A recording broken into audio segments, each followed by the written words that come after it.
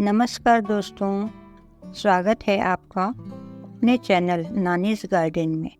अगर आप भी अपने गार्डन के लिए एक ऐसे वाइन प्लांट की तलाश में हैं जो बहुत ज़्यादा अच्छा दिखता हो और घना बना रहता हो और जिसकी पत्तियां सुंदर और वेरीगेटेड हो, तो आपको ज़्यादा तलाश करने की ज़रूरत नहीं, क्योंकि वनड्रिंग जो आपके लिए एकदम सही वाइन प्लांट है।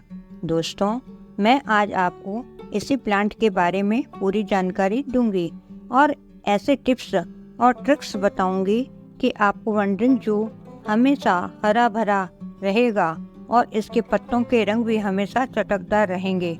तो दोस्तों, वीडियो पूरा देखें और ऐसे ही प्लांट संबंधी जानकारी के लिए हमारे चैनल को सब्सक्राइब करना न भूलें। वनड्रिंग जो एक ऐसा पौधा है जो इंडोर हैंगिंग बास्केट में उगाने के लिए एकदम सही रहता है। इसके हरे दिल के आकार के पत्तों में बैंगनी रंग की धारियां होती है। इस पौधे में फूल भी लगते हैं पर बहुत छोटे होते हैं।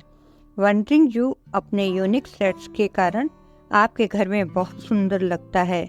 इसे आप गमले में भी लगा सकते हैं, परंतु इसका बेस्ट लुक पाने के लिए इसे आपको हैंगिंग पॉट्स में लगाना सही रहता है, जो कि आपके पौधे को चार चांद लगाता है।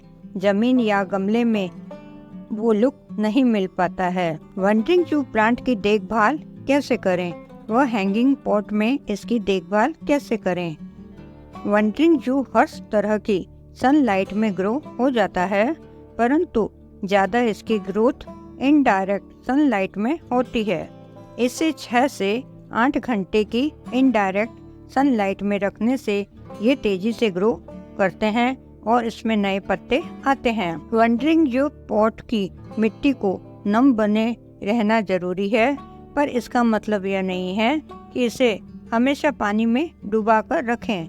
ज़्यादा पानी से इसकी जड़ें सड़ सकती हैं। जब मिट्टी की ऊपरी सतह 1-2 इंच की सूखी लगे तब इसे पानी दें, अन्यथा न दें। सर्दियों में इसकी ग्रोथ स्लो हो जाती है, इसलिए सर्दियों में प्लांट को बहुत कम पानी की आवश्यकता रहती है।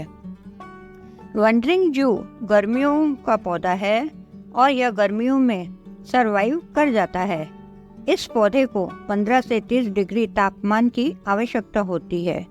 इसमें ये अच्छे से ग्रो होता है। इसे आप आउटडोर लगा सकते हैं।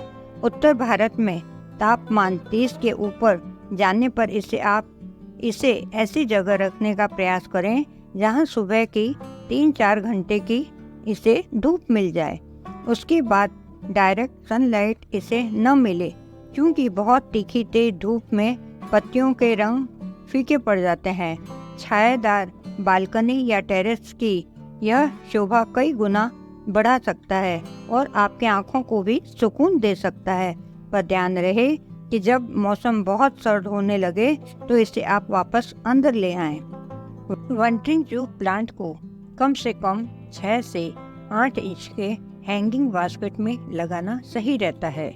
और जैसे जैसे आपका प्लांट ग्रो होता है, वैसे वैसे आप या तो इसके प्रूनिंग करते रहें या पॉट का साइज भी बड़ा कर सकते हैं। आप पॉट में छेद ज़्यादा कर लें ताकि एक्स्ट्रा पानी नीचे से निकल जाए, नहीं तो सॉगी सॉइल इसकी जड़ें खराब कर सकती हैं। वनड्रिंग जू लगे हैंगिंग पॉट्स की मिट्टी को हमेशा नम रखना चाहिए। पुरानी मिट्टी में पौधा लगाने की बजाय आप अच्छी तरह से तैयार की गई मिट्टी में उगाएं।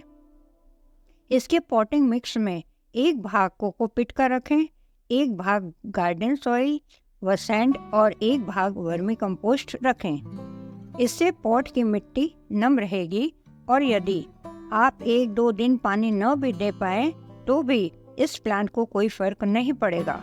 समय समय पर इसकी कटाई करते रहें, इससे पौधे को तेजी से बढ़ने में मदद मिल सकती है। वनड्रिंग जू प्लांट के लिए पॉटिंग मिक्स कैसे करें। इस प्लांट के लिए हमें ऐसी मिट्टी को तैयार करना होता है जिसमें ओवर वाटरिंग की समस्या बिल्कुल न रहे। इसके लिए वेल ड्रेन व पोरस मिट्टी की आवश्यकता होती है। इसके पॉटिंग मिक्स में आप 30% गार्डन सॉइल 30% सैंड व 20% वर्मी कंपोस्ट, 20% कोकोपीट मिलाकर इस पौधे को लगाएं। इस पॉटिंग मिक्स से आपका वंडरिंग जू प्लांट हमेशा चटकदार रंगों से भरा रहेगा और बार बार इसी फर्टिलाइजर देने की जरूरत भी नहीं रहेगी। वंडरिंग जू प्लांट के लिए खाद की आवश्यकता। इस प्लांट को वैसे तो बहुत ज़्यादा खाद की आवश्यकता नहीं होती है, फिर भी गर्मियों में जब यह ज़्यादा तेज़ी से ग्रो कर रहा होता है, महीने में 2 बार आप इसे फर्टिलाइज़र दे सकते हैं। इसके लिए आप घर पर ही लिक्विड फर्टिलाइज़र बना सकते हैं। आप वर्मी कंपोस्ट 1-2 मुट्ठी पानी में 2-3 दिन के लिए भिगोकर रख दें। फिर 2-3 दिन बाद यह भीगी हुई खाद का पानी व खाद आप अपने वंडरिंग जू को दे सकते हैं या फिर आप सीवीड का इस्तेमाल कर सकते हैं। सर्दियों में यह पौधा डॉर्मेंसी में चला जाता है, इसलिए आप सर्दियों में इसे फर्टिलाइजर न दें। वंडरिंग जू प्लांट को कीट व रोगों से कैसे बचाएं? वैसे तो वंडरिंग जू की पत्तियां जहरीली होती हैं, पर फिर भी कुछ इंसेक्ट जैसे एफिड्स और स्पाइडर माइट्स इस पर हमला करते हैं, इसलिए आप इसकी समय समय पर देखभाल करते रहें ताकि किसी भी तरह के इंसेक्ट का पता उसकी संख्या बढ़ने से पहले ही चल जाए। यदि कोई इंसेक्ट इस पर अटैक करते हैं तो 15-20 दिन के अंतराल पर नीम तेल को गुनगुने पानी में मिलाकर स्प्रे से छिड़काव करते रहें, जिससे कीट नहीं आते हैं। या फिर आप मेरे जैसे नीम की पत्तियों के पाउडर को ओवरनाइट भिगोकर उसके पानी को छानकर स्प्रे करने से भी इस तरह के इंसेक्ट से बचा जा सकता है। यह पाउडर मैं पतझड़ के समय बना लेती हूँ। मैं नीम की पत्तियों को इकट्ठा कर उनको पीस लेती हूँ, फिर उनको छान कर रख लेती हूँ। अब जब भी किसी पौधे पर कीटों का अटैक होता है तो मैं इसको यूज करती हूँ। वंडरिंग जू प्लांट को कैसे प्रोपोगेट करें या इसके एक प्लांट से कैसे हम सैकड़ों प्लांट बना सकते हैं? तो देखिए दोस्तों, वंडरिंग जू दिखने में बहुत ही सुंदर प्लांट है, परंतु यह कुछ साल बाद अपने आप खराब हो जाता है, इसलिए नए पौधे आपके पास रहने चाहिए।